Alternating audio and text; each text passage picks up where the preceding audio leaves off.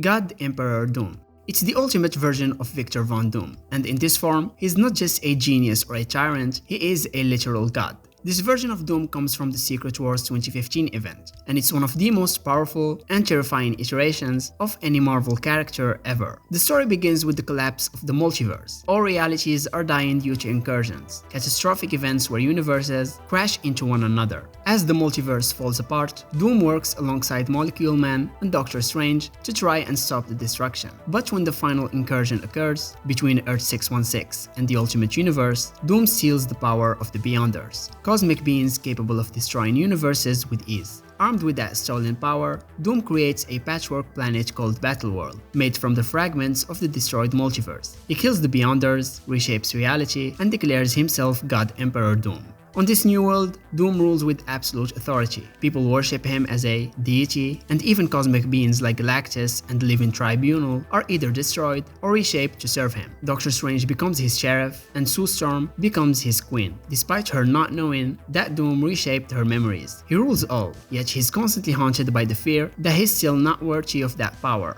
And Reed Richards, his lifelong rival, still lives, hidden in the remnants of Earth 616, and Doom knows that, deep down, Reed might have been the better man to wield godhood. So when Reed eventually returns and confronts him, Doom admits the one truth that has always haunted him. Reed would have done it better, and that one moment of vulnerability is enough for Molecule Man to strip Doom of his power and give it to Reed, who remakes the multiverse anew. But Doom doesn't die, instead he survives, scarred emotionally more than physically, and for the first time in his life, he tries to be good. He even abandons the mask and becomes infamous Iron Man, attempting to honor the legacy of Tony Stark after his death.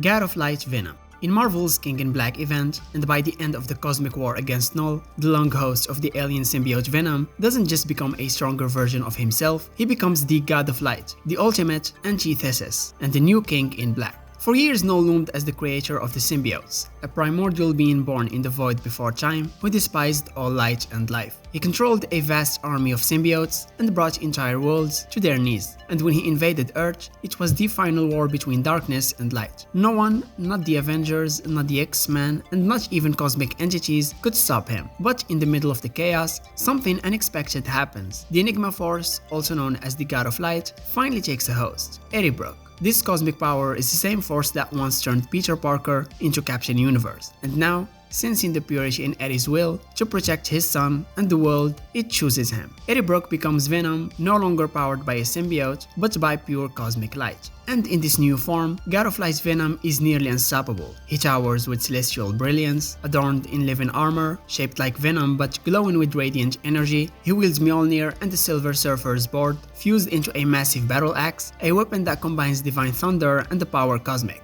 And with this, Eddie takes the fight directly to Null, in a way no one else could. And during their final confrontation, Null tries to corrupt Eddie, to wrap his tendrils of darkness around him like he did to so many others. But Eddie has transcended his fears, his anger, and even the Venom persona itself. He rips the symbiote god from the heart of the planet, flies him into the stars, and destroys Null by throwing him into the sun. Pure light cleansing pure darkness. And after Null's defeat, Eddie doesn't return to being just a host, he becomes the new King in Black, but one of balance. He now watches over the symbiote hive mind, becoming its protector and guiding force. So from street-level anti-hero to universal guardian, God of Light Venom is the final evolution of Erebrook.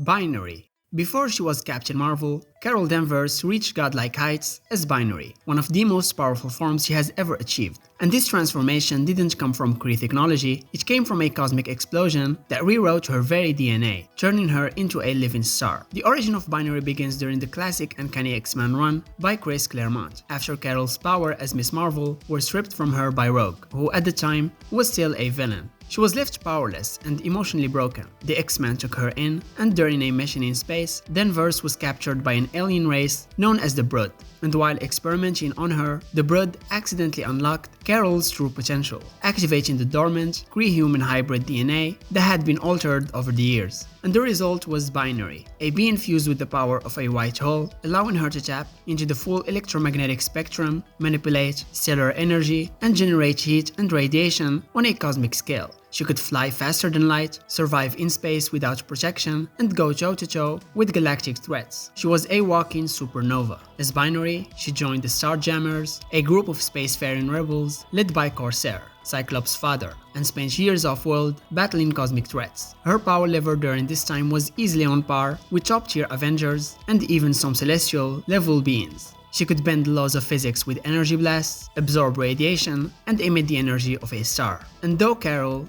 eventually lost the binary power, burning it out after years of overuse, it never truly left her. Later runs, including Captain Marvel by Kelly Thompson, show moments where the binary form returns, either through memory, dreams, or temporary bursts of power.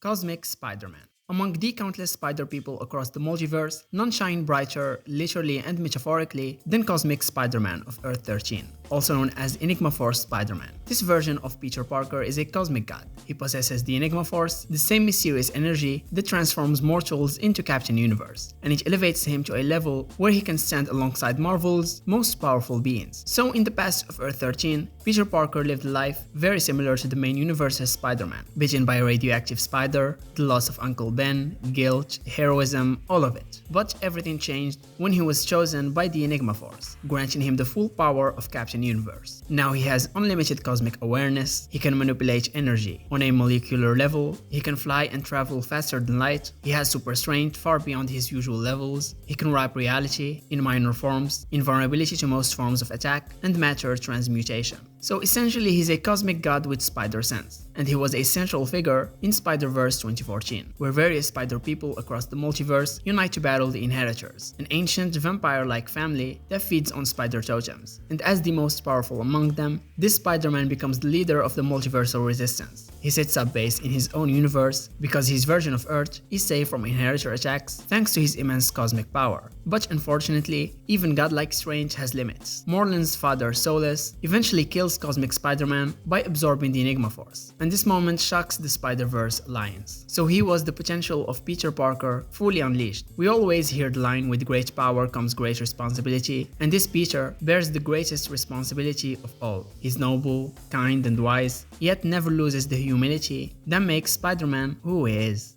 Old Man Phoenix. He's basically Logan cranked up to cosmic levels, claws, healing factor, and now a universe-burning Firebird inside him. This version of Wolverine comes from a far-flung future where King Loki wiped out humanity just to make Thor suffer. Logan actually died during this apocalypse, but the Phoenix Force chose him as its new host and brought him back to life. From there, he spent countless eons wandering the dying universe, snuffing out celestial bodies one by one to ease the cosmos toward its inevitable end. Logan basically becomes a one-man funeral for the universe. Old Man Phoenix is fully aware, older, and a little more philosophical. He still has Logan's classic gruff personality, but he's been alive for billions of years, carrying the weight of watching everything he's ever cared about fade away. When we meet him, he's scarred by time but still fighting, still moving forward. And that combination of cosmic scale and Logan's street-level attitude is what makes this version so compelling. It's the same guy who used to drink at the bar with Nightcrawler, now casually blowing up stars. At one point, Logan crosses paths with a future Loki who has caused endless suffering across the galaxy while chasing the Infinity Stones. After seeing enough death, Logan decides to step in, using his Phoenix powers to go back in time and try to stop Loki's plan. This kicks off a series of time-hopping adventures where he battles Ultron drones, steals the Space Stone out from under S.H.I.E.L.D.'s nose, and even stalks his old friends from the shadows just to see them one last time. It's a perfect mix of nostalgic and bittersweet. This is Wolverine after all. He can't just sit quietly when the universe is in danger. The biggest clash comes when Logan reunites with Thor in the future. Thor is trying to bring life back to Earth, but Logan actually attacks him for it, saying something worse. Dr. Doom is waiting out there and will come for Earth if it's repopulated. The two old friends throw down in an insane battle, but the Phoenix refuses to let Logan kill Thor because of its own ancient connection to him. Eventually, Logan agrees to fight alongside Thor against Doom, setting up one of the most insane final battles in Marvel history. Logan goes out in true Wolverine fashion, painfully, violently, but with purpose. Doom literally burns him down to a skeleton with hellfire, but Logan resurrects himself through the Phoenix Force, then sacrifices his own life and power to transform transform the Phoenix into Mjolnir. This gives Thor the ultimate weapon he needs to finish Doom for good. It's a heroic, almost mythic death for Logan, and one of the most badass exits Marvel has ever given him. But of course, you can't keep Wolverine down forever. The Phoenix resurrects him again, and he eventually joins the goddesses of thunder and fights even bigger multiversal threats, including Doom, the Living Planet. After helping contain the power of the first firmament alongside two other Phoenix hosts, Logan finally gets to rest. He literally retires and becomes a gardener at the end of time. After all the blood, fire, and tragedy, it's strangely beautiful to see Wolverine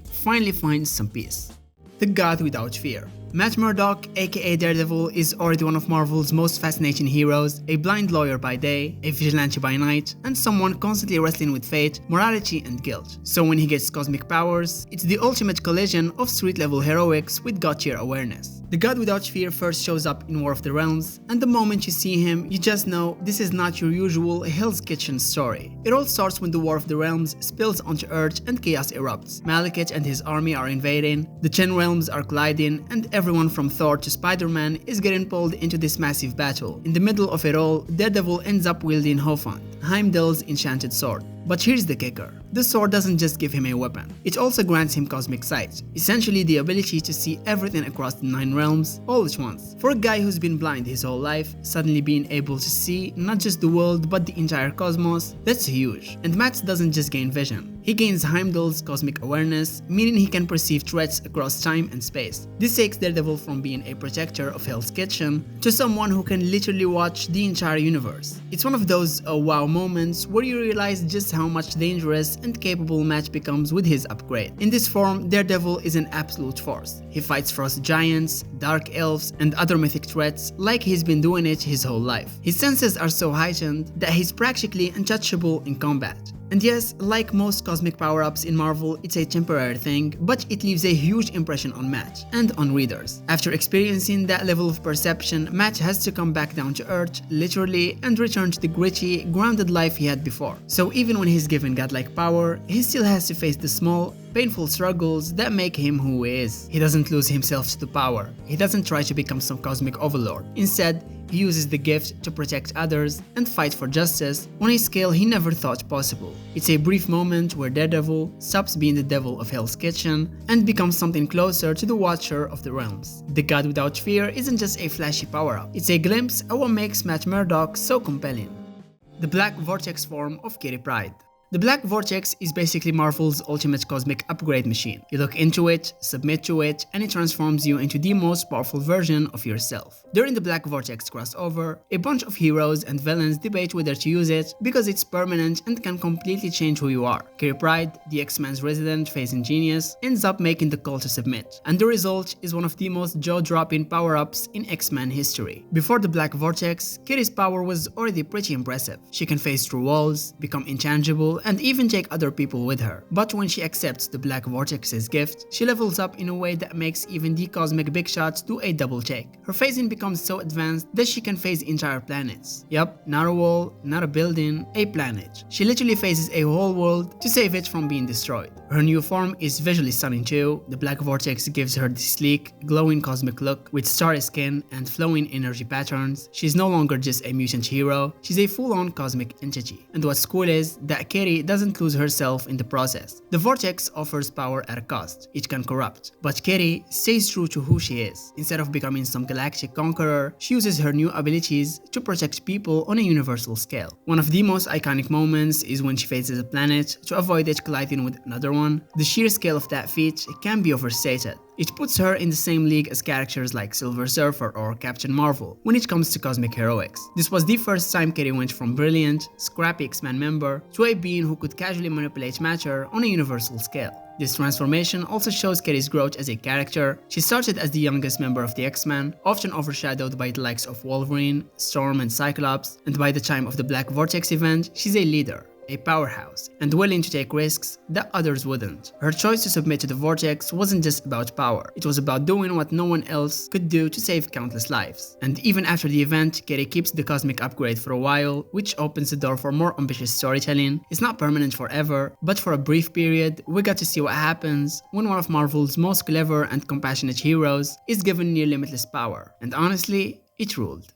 New Sun Gambit. New Sun is basically the answer to one big question Marvel fans always had about Gambit. What happens if Remy actually uses all his power? We're used to seeing Gambit throw charged playing cards and blow up doors, but that's honestly the tiniest slice of what he can really do. New Sun comes from an alternate reality where Gambit didn't hold back, didn't limit himself, and didn't hide his potential. Instead, he was trained from childhood to unleash everything inside him, and the result is a version of Remy who's not just dangerous, but downright godlike. In New Sun's universe, Remy actually joined the X-Men, just like the Gambit we know, but things escalated fast. This Gambit grew strong enough to take on the Phoenix Force and win, something that would normally take an Omega-level mutant or a cosmic entity. But it wasn't a victory to celebrate for long. New Sun began dabbling in magic he didn't fully understand, and his powers surged past anything he could control. In a single catastrophic moment, he accidentally wiped out every living thing in his universe, and in the aftermath of that disaster, he became obsessed with trying to undo it, pushing himself deeper into the multiverse. Eventually, New Sun crossed over into Earth 616 and came face to face with our Gambit. Instead of being some generic evil twin, their meeting was more like Remy confronting what he could become if he ever stopped holding back. New Sun revealed the truth about Gambit's mutation. He doesn't just charge objects with kinetic energy, he can control all kinetic energy at a molecular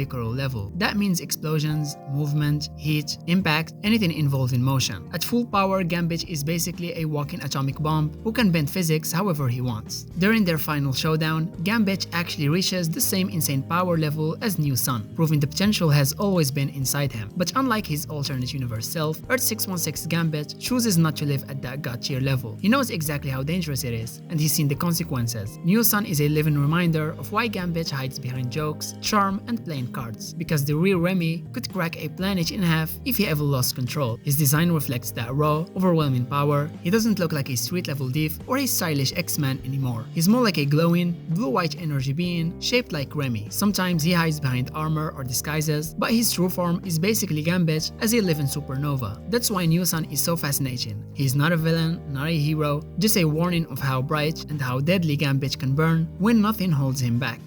Captain Universe Miles Morales. While Miles Morales is best known as the youthful and agile Spider-Man of the Ultimate Universe, there was a brief but incredible moment when he ascended to a cosmic level of power by becoming Captain Universe. Of course, Captain Universe isn't a person, it's a mantle, a role bestowed by the Enigma Force, the mysterious cosmic power that chooses hosts in times of great need, and when bonded with a host, the Enigma Force grants god-tier abilities like reality manipulation, super strength, speed and durability, energy projection, molecular reconstruction, and cosmic awareness. And it's not just a power, it's the universe itself choosing a champion. And in the epic event of Spider-Geddon, the Inheritors return, those beings who hunt and feed on spider-powered individuals across different realities. The Spider Army, made up of dozens of Spider variants like Spider-Gwen, Spider-Man Noir, and Spider-Punk, band together to stop them. And in issue 5 of the event, when all seems lost and the Inheritors are close to winning, the Enigma Force selects Miles Morales as its new host, transforming him into Captain Universe. Suddenly, Miles becomes one of the most powerful beings in the Marvel multiverse. Armed with the Uni power, he wipes out Solus, the Inheritors' leader, with ease, turning the tide of the battle. And while his time as Captain Universe was brief, it was a defining moment that showed how far Miles has come. And the Enigma Force, just like I mentioned, it doesn't pick randomly. It chooses based on courage, heart, and potential.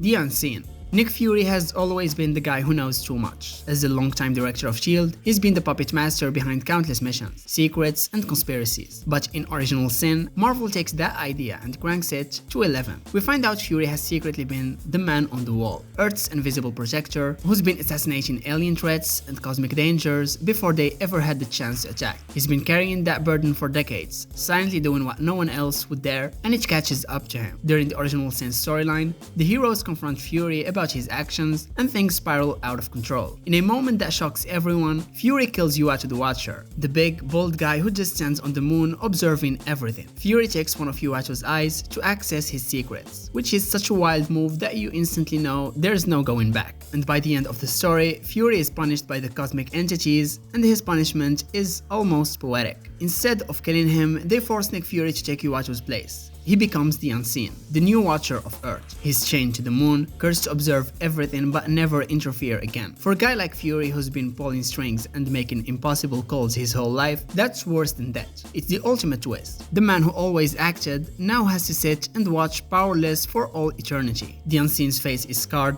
and half hidden under a hood, and he looks much older and wearier than the cigar-chomping super spy we're used to. He's not this slick, confident Fury anymore. He's this somber, almost ghostly figure watching Earth from afar. It's Marvel showing what happens when you strip a man down to nothing but his guilt and his knowledge. Thematically, the Unseen is a brilliant way to elevate Fury from just a spy to a mythic figure in the Marvel Universe. He's no longer just coordinating the Avengers or yelling at Tony Stark. He is literally part of the cosmic order now. It also gives Marvel a way to keep Fury relevant in a universe full of gods and multiversal events. Whenever something big happens, you know the Unseen saw it coming, but can't do anything about it. And of course, being Marvel, they've teased that Fury might still find ways to interfere, even if he's not supposed to. He's passed cryptic warnings to heroes, and you just know that one day he's going to break the Watcher's rules in some epic way. Eventuality. Venom's final god form, known as the Eventuality, is basically the ultimate version of the symbiote. The form you get when Venom stops being just a parasite, a monster, or even a king in black, and becomes a cosmic force that exists across all of time. It all starts with Eddie Brock, who's been through every possible version of Venom over the years, suddenly stepping into a realm called the Unbeyond, a place where the symbiote hive touches weird magic, the far future, and the bones of multiversal timelines. While he is there searching desperately for his son Dylan, Eddie meets a floating Venom hand that talks to him like some kind of creepy prophecy guide. That hand reveals the truth. Eddie can't save Dylan unless he embraces his destiny as King in Black forever. And the only way to do that is to merge with the Eventuality, a future god-tier version of Venom made from countless Venoms across countless timelines. This thing isn't a monster, it's an omen, a living storm of symbiotes, magic, and hyper-advanced metaphysics. When Eddie finally bonds with it, Venom evolves into something that's not just alive in the present. He becomes a being that exists in the past, present, and future at the same time. This transformation also reveals something wild. Eddie Brock was always destined to become the true King in Black. Null, the original symbiote god, was never the final evolution. Null's entire legacy is described as a straight line of failure. He gains power, destroys everything, and inevitably loses. Eddie broke that pattern when he defeated Null, rewriting the cosmic script and proving that someone else could rewrite the fate of all symbiotes. That moment permanently changed the timeline. As Eventuality, Eddie now commands symbiotes across the timeline. He creates new versions of Venom in the future, influences versions in the past, and manipulates branches of reality without needing a host body. He's not just a king, he is a time god of symbiotes. He can rebuild his body, restore his missing eye, and literally adjust his own story. It's the most powerful Venom form ever created, putting Eddie on a level similar to cosmic beings and even brushing up against eternal sheer influence. But even with all that power, Eddie's goal stays heartbreakingly simple: fix the mess, save his kid, and finally make things right. And for the first time ever, Venom isn't just a monster or a hero, he's a cosmic force trying to give his family a better ending.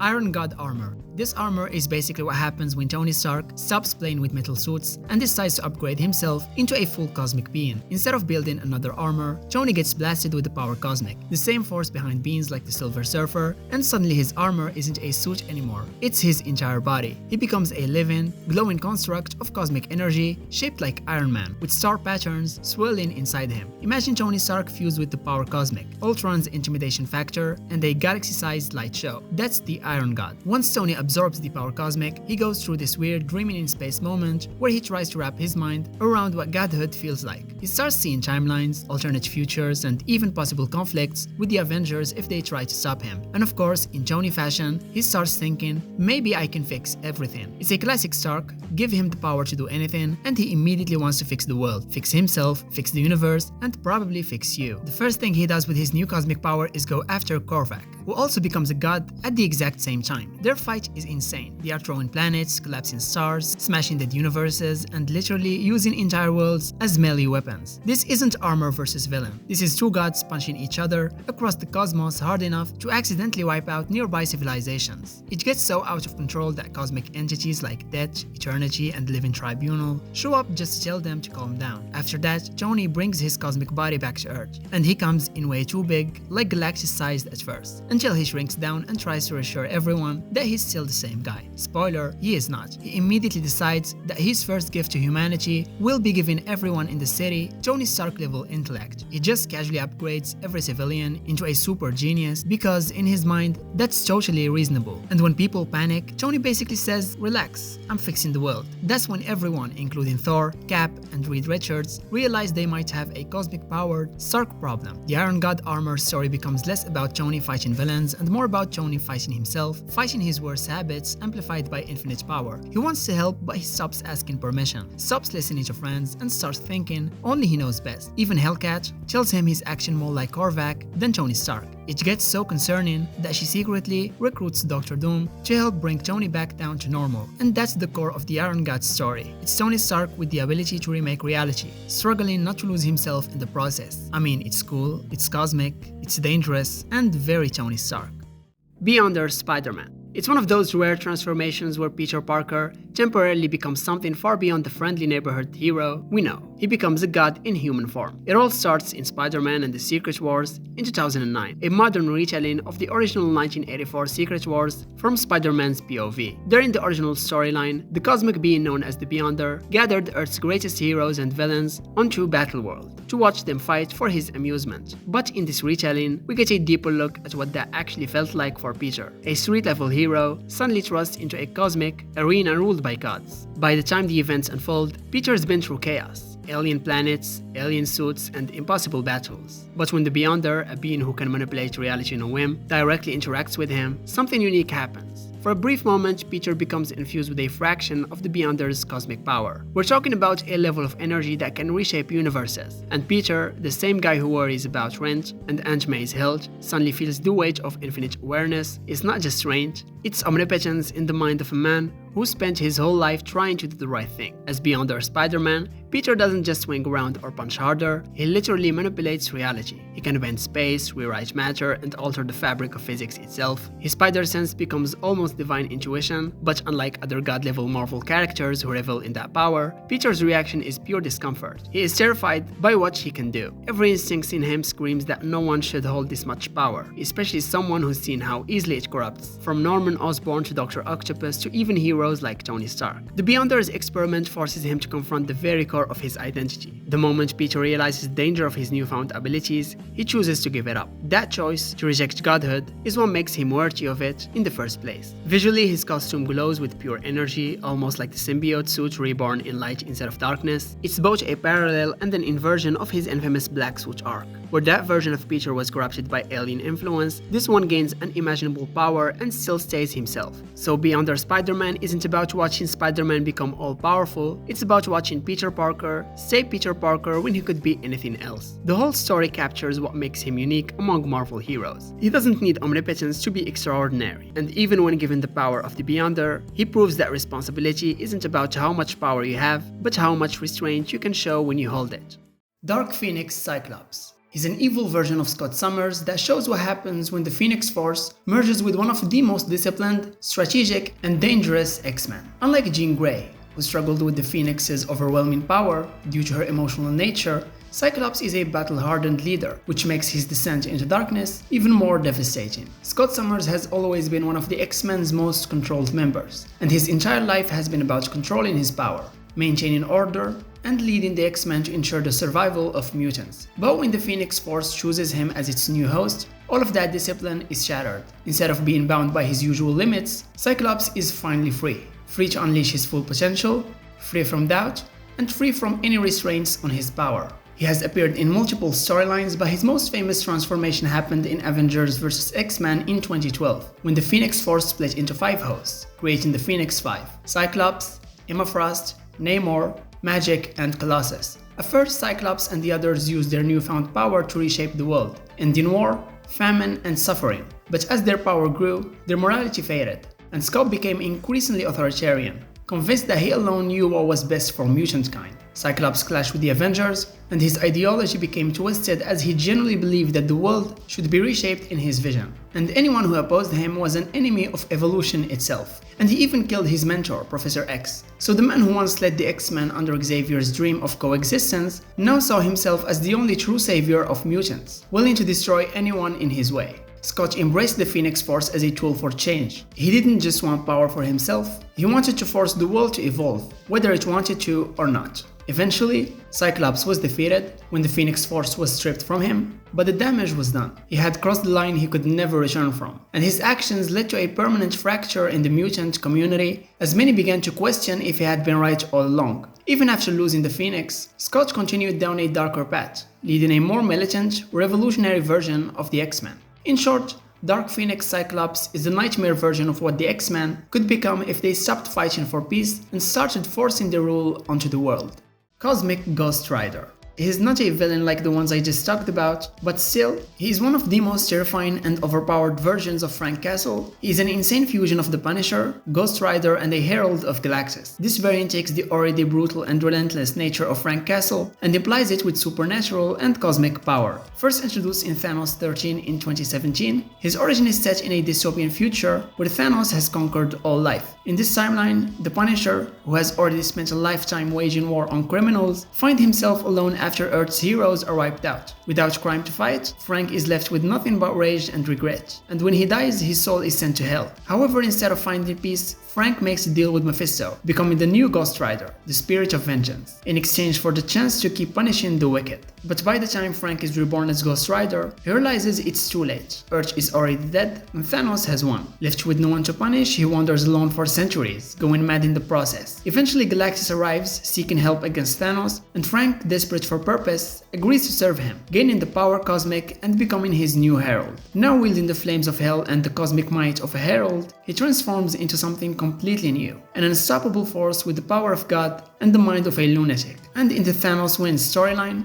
Cosmic Ghost Rider serves King Thanos as his loyal companion and executioner, aiding the Mad Titan in conquering and destroying all opposition across the universe. Despite his overwhelming power, Frank Castle becomes somewhat resigned to this dark role, accepting it as part of his eternal punishment. As of his abilities, they include Hellfire Manipulation. As Ghost Rider, he can summon and control Hellfire, which burns the souls of his enemies. Power Cosmic, thanks to Galactus, he has reality wrapping abilities, near invincibility, and cosmic level energy attacks, superhuman strength and durability, and his Ghost Rider chains are now infused with cosmic energy, and his stare, which forces victims to relive their worst sins, is even more devastating due to his cosmic enhancement. And one of the most insane aspects of Cosmic Ghost Rider's story comes after Galactus falls, and he is once again left alone. When Thanos finally kills him, he is sent to Valhalla, where Odin offers him a chance at redemption. Instead of choosing peace, Frank asks to be sent back in time, to kill baby Thanos, before he becomes a monster. However, once he arrives, he can't bring himself to kill the child, and instead decides to raise him differently, hoping to prevent him from becoming the Mad Titan. And this leads to one of the wildest and most chaotic alternate Marvel stories ever, as Cosmic Ghost Rider tries and fails to raise Thanos into a better person, only to realize some monsters are inevitable. Cosmic Ghost Rider still follows Frank Castle's core belief, punishing the guilty. But as he learns, ultimate power doesn't mean ultimate justice. His story is a wild mix of darkness, humor, and literally cosmic insanity, making him one of the most unforgettable, evilish versions of the Punisher in Marvel history.